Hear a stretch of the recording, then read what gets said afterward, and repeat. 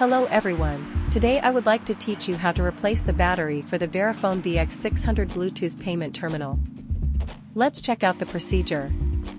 First, remove the battery cover screw with a Phillips head 00 screwdriver. Open the battery cover.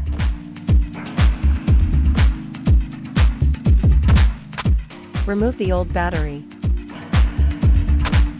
Replace with the Cameron Sino CS MPM 100BL battery. And put back the battery cover. Tighten the battery cover screw.